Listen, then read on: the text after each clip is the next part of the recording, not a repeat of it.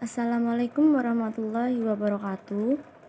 Kami dari kelompok 5 akan mempresentasikan tentang kepemimpinan.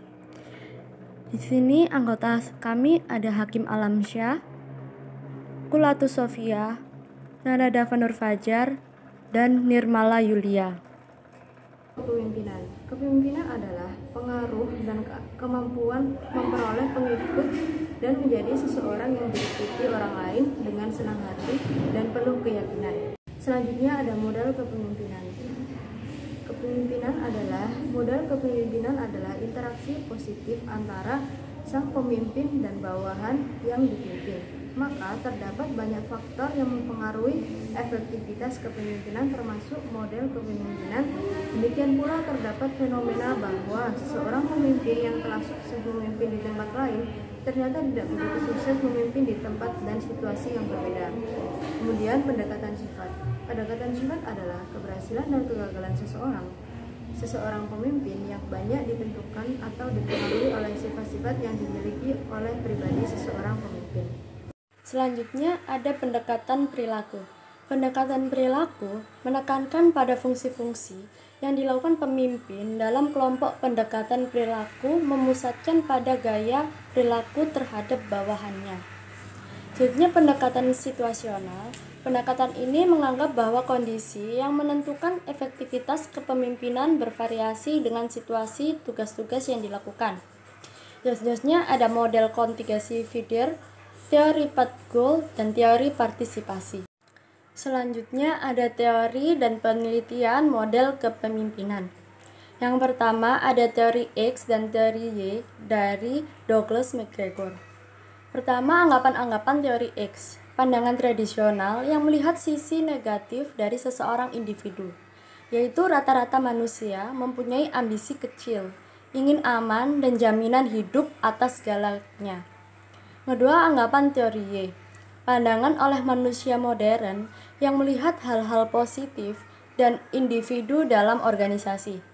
Teori ini lebih menyukai gaya kepemimpinan yang partisipatif dan demokratik.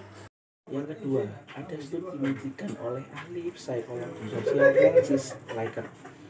Kelompok kerja yang paling produktif cenderung mempunyai pemimpin yang berorientasi pada karyawan ketimbang berorientasi pada produksi. Dengan dasar ini, Likert menyusun suatu model 4 tingkatan efektivitas manajemen. Yang pertama yaitu manajer membuat semua keputusan yang berhubungan dengan kerja dan memerintah para bawahan untuk melaksanakannya.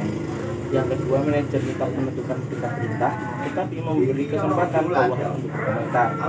Yang ketiga, manajer menetapkan tujuan dan memberikan perintah setelah berbagai hal didiskusikan terlebih dahulu dengan bawahan sehingga disepakati cara pelaksanaan tugas.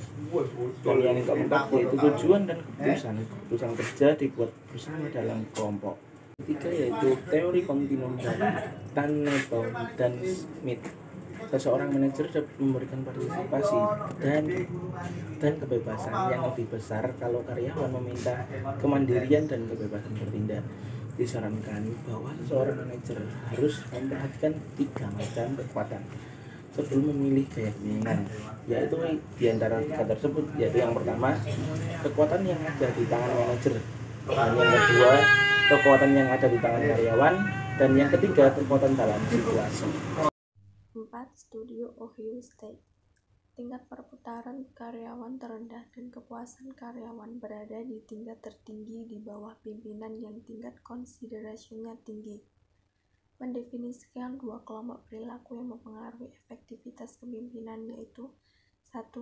Struktur pemerakarsaan atau initiating structure, menjelaskan bahwa seorang pemimpin itu mengatur dan menentukan pola organisasi, saluran komunikasi, struktur peran dalam mencapai tujuan organisasi dan cara pelaksanaannya. 2.